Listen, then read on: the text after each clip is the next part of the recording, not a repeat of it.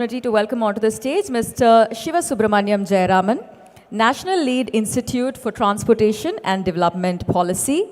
And our final speaker this session, Mr. Durganad Balsavar. Ladies and gentlemen, Senior Advisor, UNEP India. The session is titled Low Carbon Pathways for Urban Transport and Supply Chain. Over to our session chair as we begin. Can we see? Thank you very much. And I know we are standing between lunch and this session. And we are already starting very late. So we'll try to do this as early as possible. There are 5 of us. Each of us will speak for very briefly and then have a very short discussion. I'll start by making a presentation. Can you put my, where is the clicker? Can I get a clicker, please? And can I get my presentation on and the clicker? Can you? Yeah. So I'm going to start by talking something quite different. And in Chennai, it is starting to take 1+ hour to travel 15 kilometers. You live in somewhere in Sholinganallur, you want to come to IIT Madras Research Park, an hour 15 minutes. Going back, an hour 15 minutes. We are starting to spend 2.5 hours on road. Is this our future? And this is not Chennai alone.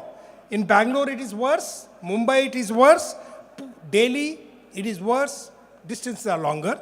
Pune getting there, Ahmedabad also getting there. Is there a solution? Or are we going to have this continuously? What do we need? We need something very different.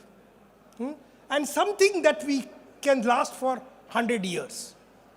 Something which can take us 15 kilometers in 20 minutes flat. Of course, it has to be fully green and highly energy efficient. We can't keep on burning more energy and expect to get there. It should be buildable in existing cities. It should be able to handle peak traffic. And it should be affordable, probably no more than two-wheeler, and comfortable. I put all the impossible goals, and once I put all the impossible goals, I am going to introduce something that a group of institutions and companies around the country are starting to build. Hashtag City, high throughput, autonomous, sustainable human transportation for India's next century. What does it have? What do we do? If you want to go very quickly, 20 minutes, basically we want to go from any point to any point. But when we want to go from any point to any point, we do not want any stopping, any crossing. We want to move at average speed of 80 kilometers per hour. Then 15 kilometers we can travel in about 12 minutes. So I'm talking about putting a large number of links between any starting point and any end point. Now we are talking about something impossible. Choose a route such that no part of the network, not even one part of the network, has more than 25% of capacity. Today, most of them have 150% of their capacity. So that's what we have to do. So what is the mechanism? How do you go about doing this? How do we create so many paths? If you look at Chennai or any other city, we travel in, say, north-south direction, maybe in 4 or 5 major streets, major roads. But there are at least 50 other smaller, thin roads. North-south, east-west, roughly north-south, east-west. We are not using our narrow roads. So this system will have to use our narrow roads and transport on elevated structure, maybe 10-meter height, both on narrow road as well as wide road. The important thing is speed on narrow road. For example, just behind our research park, there is a road called Karagam Road, very narrow road. The speed on this should be no different from that in IT highway. Can we actually achieve this? No crossing. There should be absolutely no crossing. Any crossing is going to make us wait and congestion. We are therefore talking about dividing the city into a dense grid, about 700 meter by 700 meter. So 20 kilometer by 20 kilometer city will have a 30 by 30 grid. And there is a unidirectional east-west and north-south. Not strictly east-west and north-south. It could be curvature and things like that, but that's a kind of. And it's a 700 meter by 700 meters. And there is no cross point, but there is a virtual cross point. At every virtual cross point have two stations. One on east-west, one on north-south. And stations built along the road, maybe a second floor of an existing building which has a lift can be purchased and made into a station. So the vehicle will go there and you can get in and get out. We are talking about 8 stations around any point. If you look at that red point, around that there are about 8 stations. And some of the stations will be 300 to 400 meters. So you have to walk only 300 to 400 meters. So you go along east-west or north-south without stopping. If you want to go from east-west to north-south or vice versa, you exit an entry. So only exiting an entry, no crossing. That's the key point that we are trying to build. And then what do? You find between any 2 points there are tens of paths. In fact, between any 2 points which are 10 kilometers apart, we can find about 20, 25 paths. You see one path like this, another path like this, a third, fourth, and you can choose one which will be the least congested. And this work will be done by a central controller when we start the journey and make sure that no road is ever congested. So what will happen? As the user leaves the home, they will put on their mobile phone that I want to go to such and such place. A pod will be chosen in a nearest station and you will be shown that you need to walk 300 to 400 meters and a pod will be waiting for you. You get there, the pod will take you right to your end and then you again walk 300 to 400 meters. Something like this is very much possible today with the technology. Total distance 20, total time 20 minutes. And that is what is possible and doable. We are talking about autonomous pod. Very thin pod, something like a two-wheeler or half of a two-wheeler.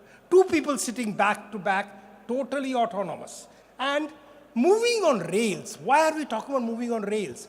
Remember that when you move on rails, the rolling resistance or frictional resistance is 1/10 of moving on road. So we have to do energy conscious. And then they will move in platoon. If several pods are moving in one direction, they will platoon with each other. So the aerodynamic resistance also will go away. So the energy required per kilometer will be very, very low. We will use only green electricity, power the pods through the rails. That's the kind of thing that we are talking about. There will be a centralized controller with a very strong AI algorithm, which will choose the route.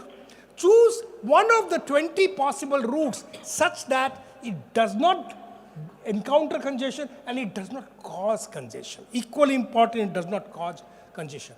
Pod journey are autonomous. Once you are done, it is going to go, you are going to be connected on a 5G network.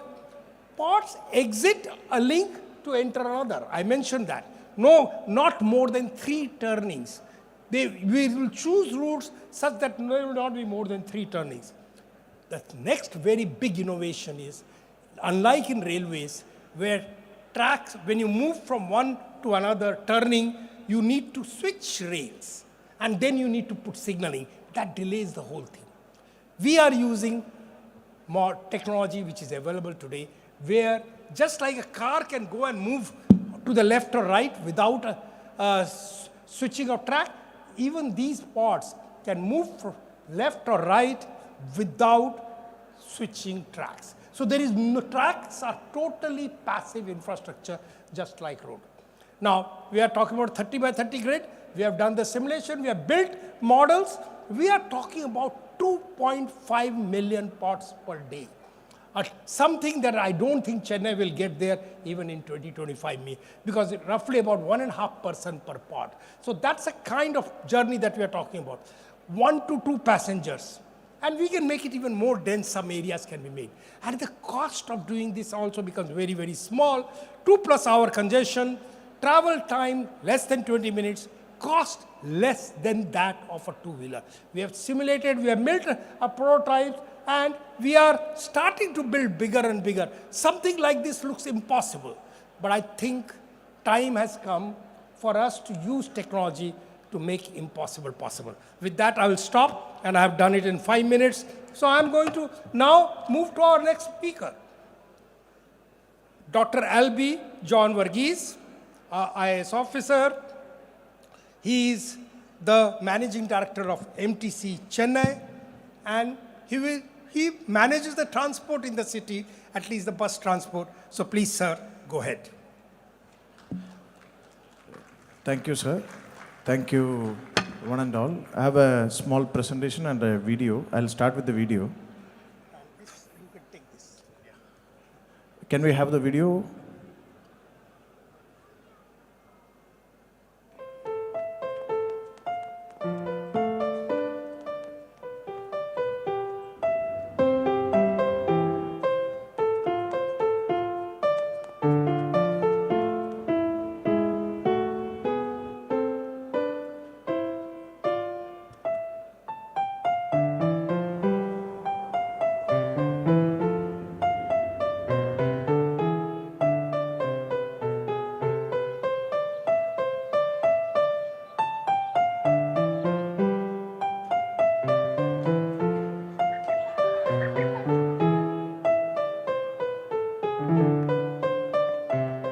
When we design our cars, we don't see sheet metal. We see the people who make. Yeah. So that was an advertisement for a car company, but ironically, this advertisement shows how inefficient our transport systems are.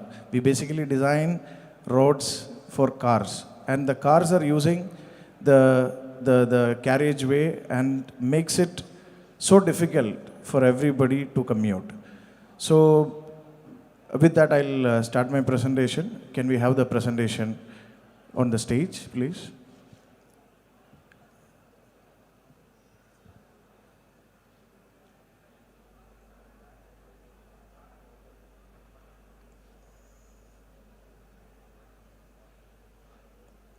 Can we have the PPT?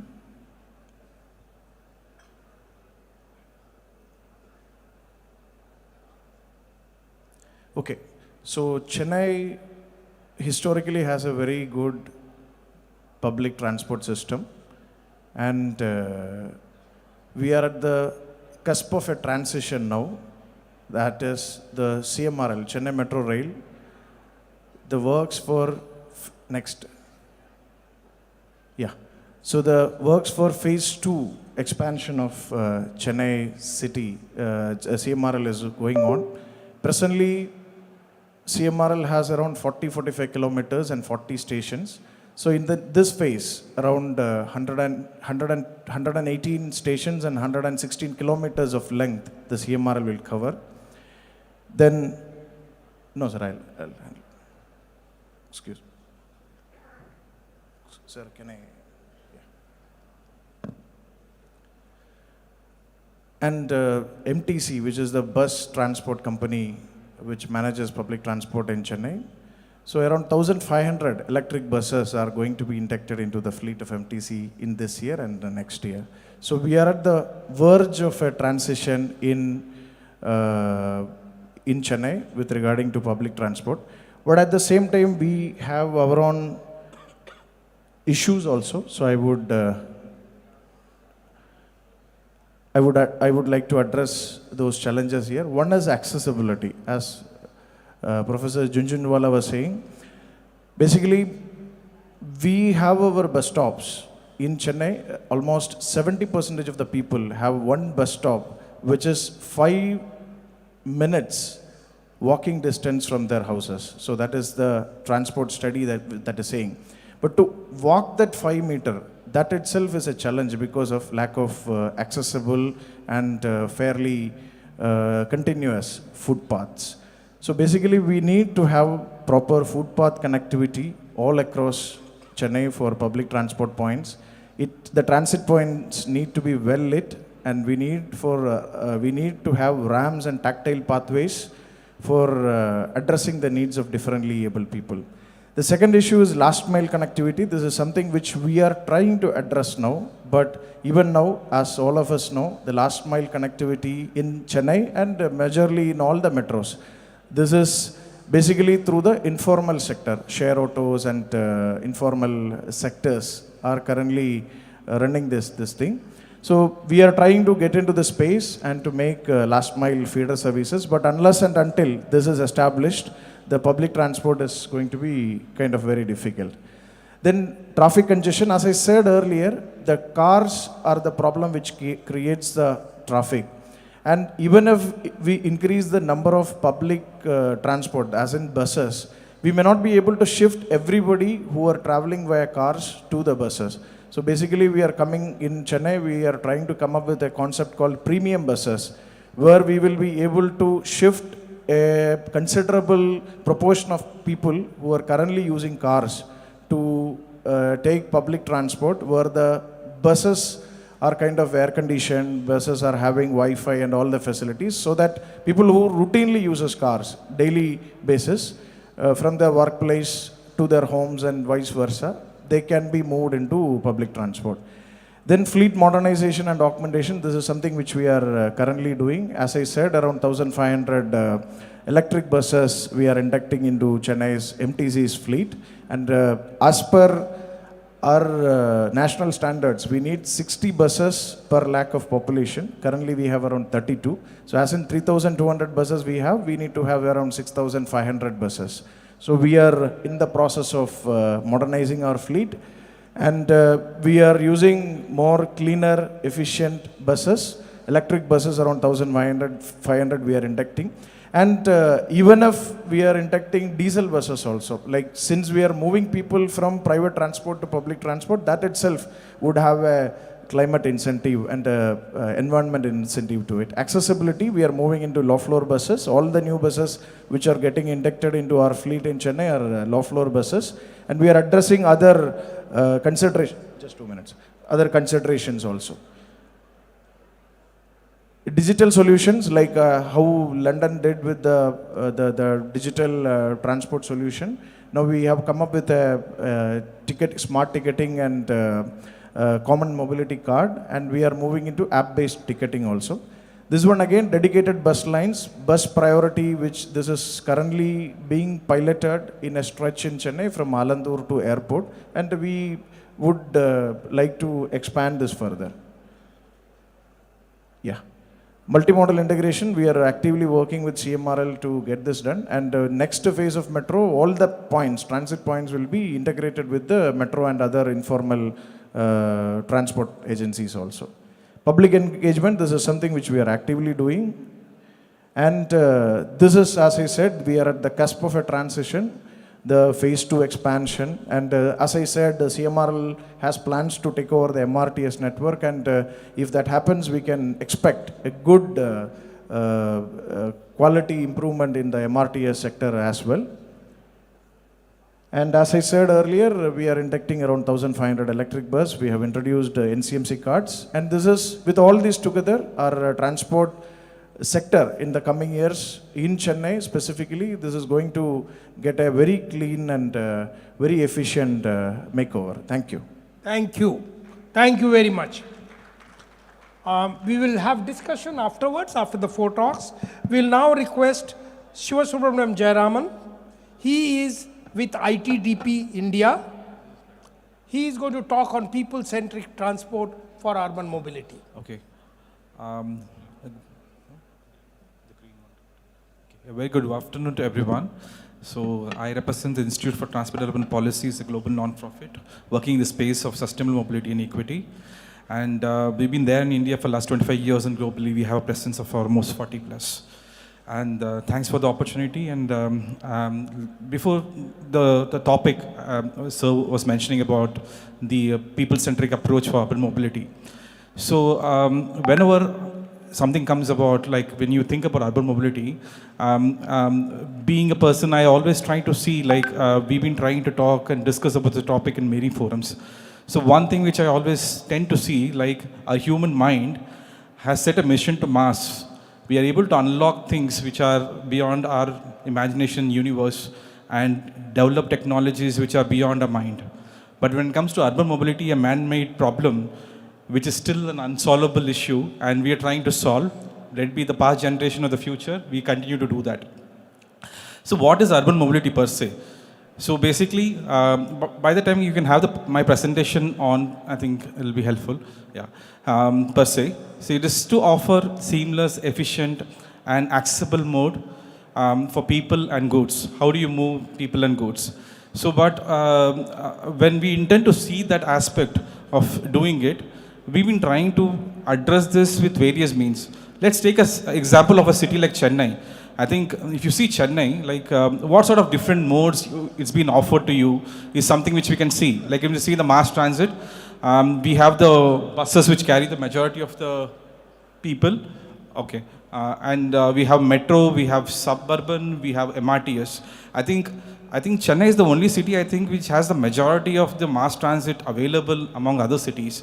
I think BRTS was one of the discussion, and Sir was also talking about bus priority. When these is come in, I think we can be proud to say to the global world that we have so many mass transit options.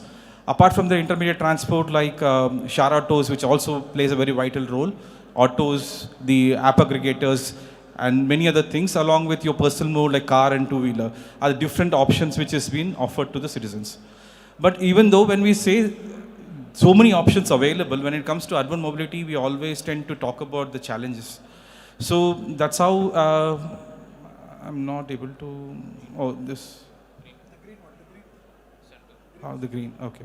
The green. Okay, which, this one, sir? Okay, okay. Okay, so this particular slide which pans out about talking about urbanization with the private vehicle registration. It took almost 60 years from 1951 to 2008 to India to cross almost 10.5 crores of registered vehicle. But in next 6 years, we were able to do the same by between 2009 to 15. To see the pan of vehicles, how it's been coming into the system. The urban population grew by has grown by 26%, but where the private motor has grown by 138%. And how do this really reflect on our road system is something which we wanted to see. The number of trips offered by the different modes and how these modes are trying to occupy the space in our road. So this particular graph mentions that the PMV, the private motor vehicle and auto consumes also 80% of the road space in the most of the cities. And the public transport only takes over 9% and freight around 11%. And this shows like how much our road space is been utilized by the private mode, than which has like buses which carries more people, which does not get the required amount of space which is needed. And this comes about the health issues, and India ranks second in the world in terms of death linked to the transport emission. India is the world's fourth most significant greenhouse gas emitters. So it's also one slide which I want to highlight, and you can see the deaths linked to the transport pollution in different countries, and it's also, see, India is around 74,000. And the important slide about the road safety, which is I wanted to highlight about like the proportion of pedestrian fatalities saw on increasing by 11% by 2019 to 43% by 2022. So when we come and talk about these problems and issues coming in, and this is the time when we are also talking about the transition of technology, which is the EV, which is getting into the system. And before there were limited OEMs which were able to provide vehicles, but when the EV revolution came into picture, that we have so many suppliers, so many companies coming into picture, and everybody has a great vision in terms of supplying more vehicles into the system. And the very recent study we had done with IDDP did with University of California. So we had analyzed the 4 important scenarios to see like how a compact city electrification is being set to the base. So one of the first scenario was of the business as usual scenario, where the trajectory of the last decade, the private vehicle travel increased rapidly. This reaches roughly around 8 times of the current level of 2050. The electrification only scenario, where all the new and the imported vehicles are electric by 2040, and lines with what are the COP26 Glasgow Declaration. And the third one is about mode shift only, where the compact city plan combined with relocation of both fund and streets to walking, cycling and bicycle and transport, and having the car travel continues but increasing, but not as as the business as usual scenario. And the last one was about electrification with a modal shift approach. And while analyzing this, we tend to see that it is the only scenario too, the electrification plus modal shift approach is the only scenario which scenario that approaches to the India's goal to net zero by 2070. I think we have to understand and see that when a new transition is coming to the system, how do you take this opportunity to take it forward? It is not about pumping or supplying more vehicles to the system, but we already have disrupted the system in a very bad manner. And how do you take this as an opportunity to try to work on to the aspects of seeing how this new mobility generation can be looked upon? And I think some data points about electrification potential for Tamil Nadu. Okay, and just wanted to highlight, okay, these are some of the informations where we also said about how many charging stations are required for the Tamil Nadu by 2034. And also looking, but Sir spoke about the public transport from the government point of view. There's also something which the private buses, which are very much keen to look into electrification. That's one of the first ever roundtable happened in Tamil Nadu, organized for private bus sectors to understand their requirements and needs and what can be done forward. And just rolling out approaches towards avoid the has tips and shift to the sustainable mode of transport and clean technology and improve the street design and NMT infrastructure is the way forward, is what I would like to just end my presentation. Thank you very much. Thank you. Our next presentation is Advocacy for Low Carbon Urban Mobility by Durganand Balsavar, who is a senior advisor to UNEP. Please confine to 6 minutes, sir. Yes. Thank you, sir. So on the outset, thank you for the invitation to participate in the Climate Summit 3. I'll be very brief to look at the idea of a paradigm shift in the nature of multidisciplinary advocacy. What do we mean by multidisciplinary advocacy? The UNEP program in India, and it's there in the exposition. Those who are interested, what we are discussing right now is there in detail in this exposition, and I would request those who are interested to actually visit it. So I can be very brief. So this really rests on almost 2 or 3 decades of advocacy, understanding different stakeholders, different perceptions, different aspirations, to bring about a low carbon transport ecosystem. And I think the first presentation by Professor Jhunjhunwala eloquently described the reimagination, and I think most of the earlier panelists have already discussed the modes or the methodologies of low carbon transport. So I'll stick to the advocacy part. I'll skip over the grim climate scenario that we are all aware of, which is really driving this whole shift to a decarbonization. I think what is very significant in all this is that Tamil Nadu is one of the few states that has declared urban heat as a state-specific disaster. So, re-looking at low carbon transport in the context of urban heat is what we would endorse, because we may talk about cycling, we may talk about walking, we may talk about low carbon other non-motorized transport. We do not see it possible unless we have looked at a holistic idea of energy and good neighborhood design. So it means that the microclimate that we are working on is as important and part of a low carbon transport ecosystem. And so we have shifted the focus to say that if we really want to see the deliverable of a low carbon, it means that, and we're at a very good stage right now, I'm participating in it. The third master plan of CMD is under formulation. So this is really a very good opportunity to kind of integrate, whether it is Kumta, whether it is the bus system, whether it is, because each stakeholder has very, very different aspirations. I'm running through it.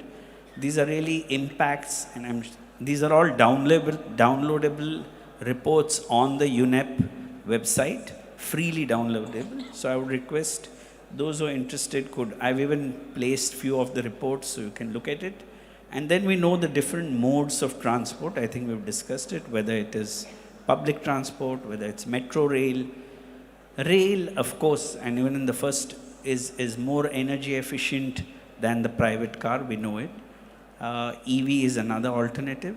But I think neighborhood design has the possibility of shifting, at least for short visits, shifting to walking and cycling, which will also kind of ease the public transport if we look at self-contained neighborhoods, which means that we have to look at land use planning when we're looking at transportation, if we want to look at efficient movement within a city. You know, today someone stays in Ambattur and then goes and works in Kovalam or across the city. So half the traffic, why half? Maybe 80% of the traffic on the road outside my home doesn't belong to my neighborhood at all. You know, it's just passing traffic. So which means if land use, heat, energy is brought into this equation, I think the first Rio meet did not even have transport as part of the sustainable paradigm. You know, it came in 20 years later. So we know how these silos now need to disappear, and that's where this multi-dimensional, multidisciplinary advocacy comes in. I'll run through fast. Another document that one may look at is the weight of cities. I won't go through it. I've given the 5 points. This is downloadable again. Best practices. How can cities now talk to one another? How can cities now learn rather than reinventing the wheel?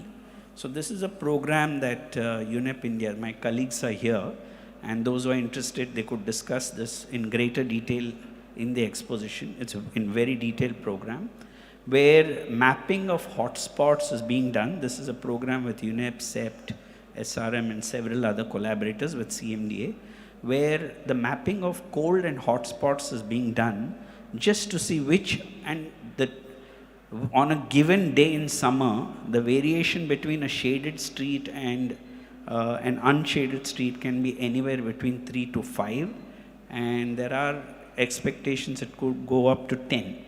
A similar study is being done in Australia in these best practices, where you see that the reimagination of neighborhood, the reimagination of transport hubs, the idea of multifunctional spaces is actually going to impact and transform low carbon transport in the city. You know, I'll end with that. These are just resources one can download from the net. These are all available, very detailed studies that kind of convey this. Thank you. Thank you very much, sir. Thank you. And last of our speaker is on developing modern mobility technologies for Tamil Nadu is from Chennai Unified Metropolitan Transport Authority, Mr. Vignesh. Hi, good evening everyone. The key issue, the traffic congestion, how we are trying to solve is basically data generation, starting from data generation. So we are looking into tapping into a large number of CCTV cameras that are across multiple agencies and also from public. We have developed deep learning models which can count vehicles, track speed, and also various other characteristics from the video. So that is data generation aspect of it. The second angle is traffic simulation and traffic analytics. So we have enough capacity of simulating traffic across microscopic and macroscopic levels, and we are also doing junction designs based on traffic simulation and to solve very case-specific design challenges. And the third aspect is to push public towards public transport adoption is more reliable real-time public information which anyone can use from their mobile phones. So we are building a mobile application which integrates multiple modes metro, MTC, and suburban, and also first and last mile connectivity. Any citizen can book a ride, end to end, from home to office or from home to any place through a single QR ticket and single payment. And also we are working on smart parking basically. It's again a video analytics based system where user can park on street and also pay for a specific duration of time, and that's also being piloted in Annanagar in Chennai. And in terms of the traffic management, as sir mentioned, the signal priority lanes are also being explored as an option for improving bus transit, reducing the bus travel time. And we also have partnered with Google in terms of utilizing Google Maps data and information for traffic simulation. And another opportunity is we are looking into ropeways basically. For ropeways can also be thought of as a mode which can support mass mobility of people up to like 3,000 to 5,000 people from one point to another point. So these are the various initiatives as a Kumta we are taking. Yeah. Thank you very much. Thank you. It is 1:45 and I know we are waiting for lunch. What I would like to do is that immediately first open up for question and answer and take up, and then we'll try to conclude. We'll try to conclude in about 10 minutes. So anybody has any question on any of the thing, there is absolutely, please, somebody can pass the mic to him. See, there is absolutely no doubt that we need to move towards low carbon, almost I would say carbon neutral transport using very little energy and still take people from one place to another. We have to worry about not just low carbon, but we also have to worry about congestion, which only adds to carbon. So please go ahead and ask your question. Very good afternoon, panelists. As for us, we're building a B2C SaaS platform for the mobility industry, like operating exclusively within EVs. Our vision is to like transition India's public transport system to EVs as it's a major cause of pollution. Right now, we're starting with B2B application and corporate commute. So let's say if we are to collaborate with the government or like multilateral institutions such as the UNEP, how can like some sort of like regulatory frameworks or public-private partnerships enhance collaboration to foster and enhance wider adoption of EVs into larger markets, like such as not just in the very particular niche customer segments, but particularly on public transport and corporate commute and larger commutes especially. Thank you. You want to take it?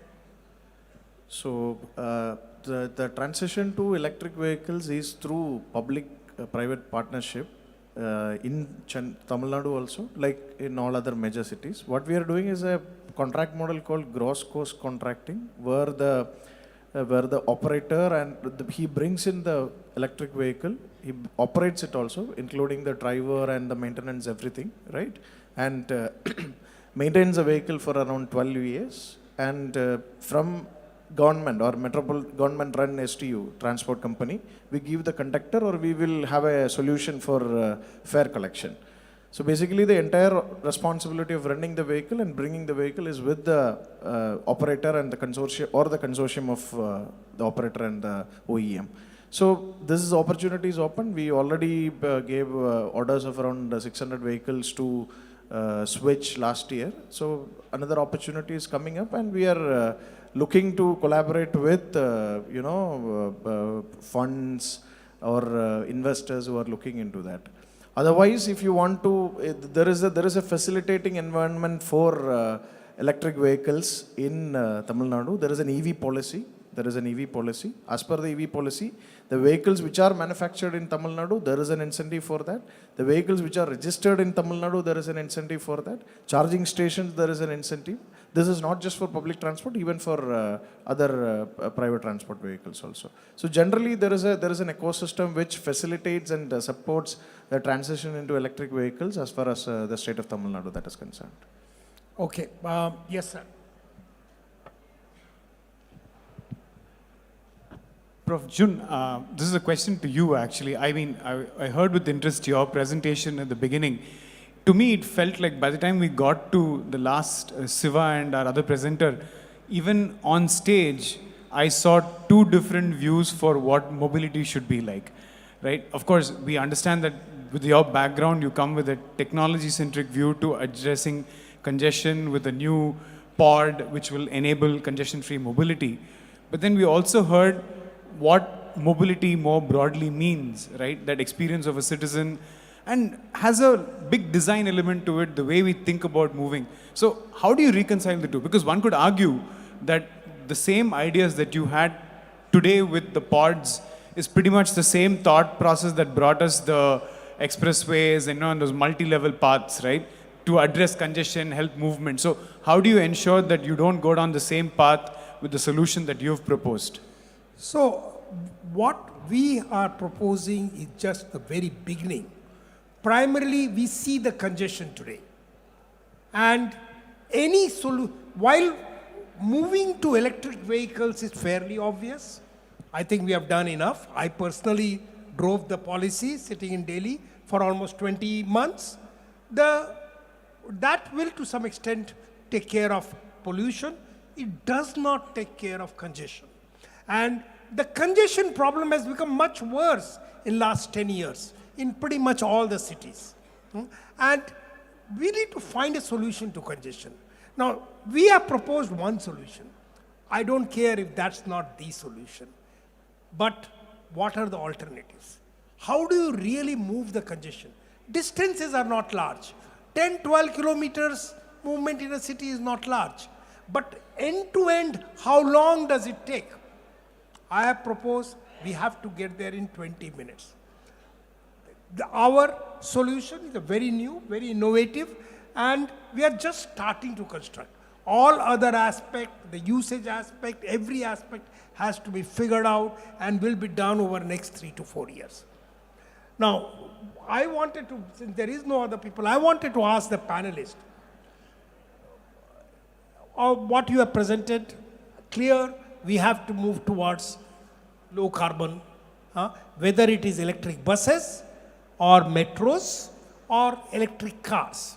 There is no ifs and buts, no doubt. I want to understand from each of you, what do you think, how do we handle congestion? Congestion is a very big problem, not just in Chennai, pretty much other cities, but how do we handle congestion? Maybe you can start with you, sir.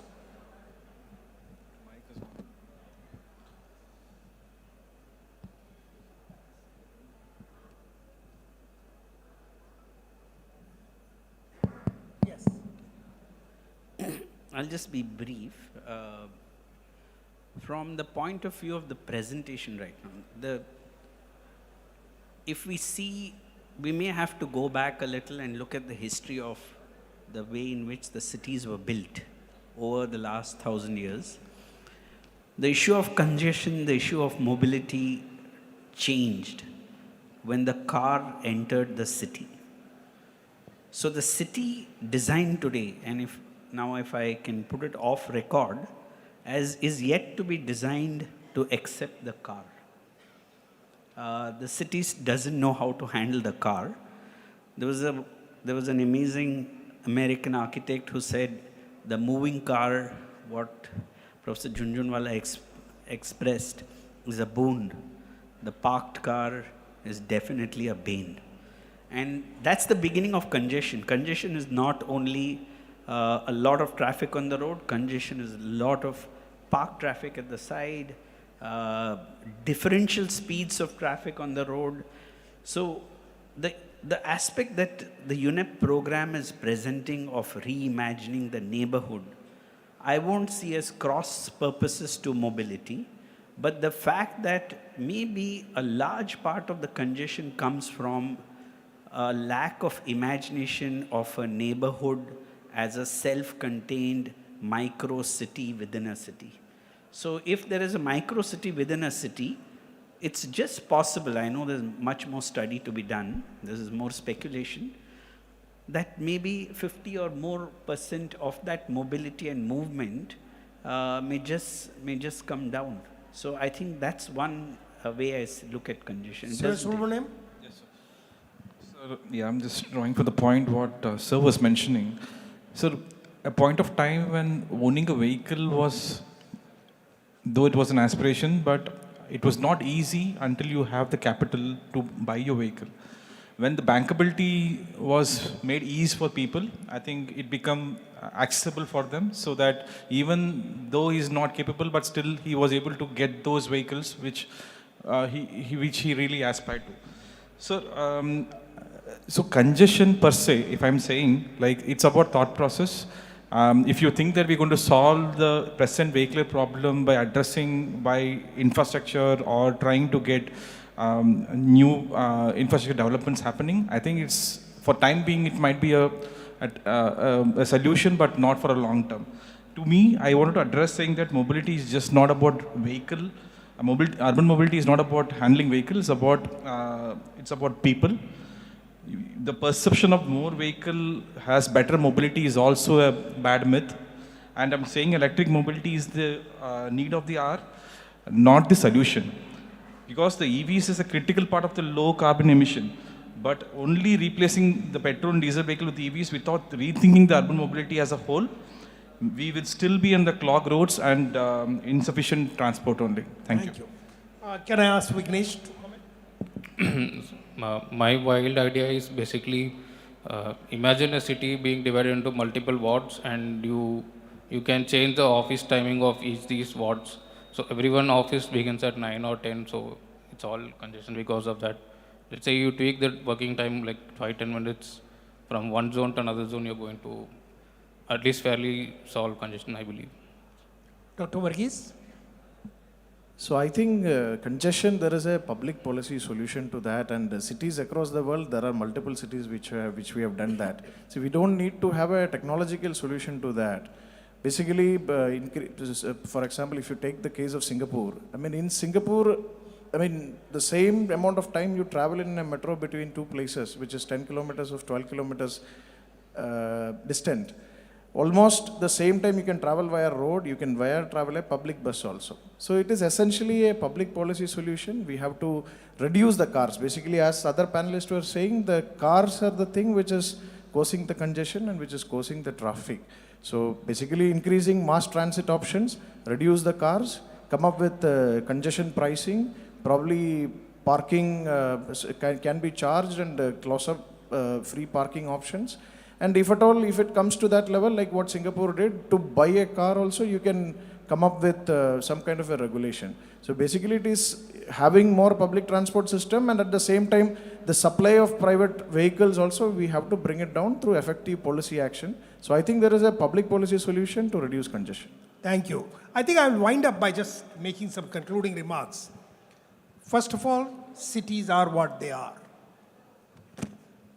They are not going to change too much. They are going to only grow as more and more rural population in India, I'm talking specifically in India, migrate to urban, it's only going to expand. If we believe that our big cities are going to change significantly, I've been here for 45 years, I've not seen the change. It's only growing. Second, yes, public transport is most welcome. Are we going to reduce the number of cars? Are we going to reduce the number of two-wheelers? Personally, how many of us who have a car are willing to give up the car tomorrow? How many of us who have a two-wheeler are willing to give up the two-wheeler? I think we should rethink. Unless there is a very different kind of force on us, I think we will continue to do. So that is a big problem. Yes, but public transport will help. Your metros are going to really, hopefully, reduce some load, but there is a big problem. So I think that's a situation that we are in. Yes, EVs is a very good thing. At least we don't burn fossil fuel. We don't pollute as much. We need to do. Buses are very good, and good that you are putting so many electric buses. But we have to think about congestion. It is not rich, poor, everyone today is starting to spend an hour or 2 hours on road. It just drains the energy. We have to see if it is not end-to-end, whether metros can actually do that. We have seen in Delhi, probably the best place where metros run the best and are doing, still congestion is as much. and it is taking just too long a time for people to go from home to office. So we need to rethink, and therefore we have to think even differently whether new technologies can help us, and that's what I try to present. I want to thank, and I don't want to take more time. Please, I think whatever you need to do, go ahead and we will wind up. Thank you very much. Thank you, sir. I think first and foremost, I'd like to invite all of us in the audience to give a louder round of applause for an absolutely no-holds-barred, candid conversation by our panelists. At this juncture, if I may also request our session chair to present our speakers with tokens of our gratitude. It's been truly enlightening to listen firsthand to what the experience is like on the other side. We start with Dr. Albi John Verghese. Thank you so much, sir. Mr. Vignesh Thamizhavan, thank you, sir. I'd also like to request our session chair to present Mr. Siva Subramaniam Jayaraman with a token of our appreciation, and Mr. Durganad. Thank you, sir. If I may also take the opportunity to request Mr. Durganad to present our session chair, Dr. Ashok Jhunjhunwala, with a token of our appreciation. This session, ladies and gentlemen, has truly been enlightening. And I think our takeaway is that we know where we are at right now. Our immediate steps are kind of chartered out for us. And of course, we're going to be executing them in the coming times. And we're also going to take an interesting lead in the way that we build carbon transport and also supply systems. A loud round of applause for our panelists, ladies and gentlemen, as we extend our hearty thanks. With that, we now draw our on-stage proceedings to a close. We break for lunch. If I may please request all our guests to join us for lunch. Our delegates and guests, we do have lunch served in the adjacent hall. For all our student population, we have an exclusive area downstairs for you guys. So we truly hope you'll join us downstairs for lunch. When we come back, which is at sharp 2:30, we have a lovely surprise that awaits you. I can assure you that this is going to be absolutely engaging, entertaining, and memorable. So we truly hope to see you back here at 2:30 for an upcoming session. Ladies and gentlemen, lunch is served in the adjacent hall for all our delegates, and for our student population, please join us downstairs. We'll see you shortly. Ladies and gentlemen,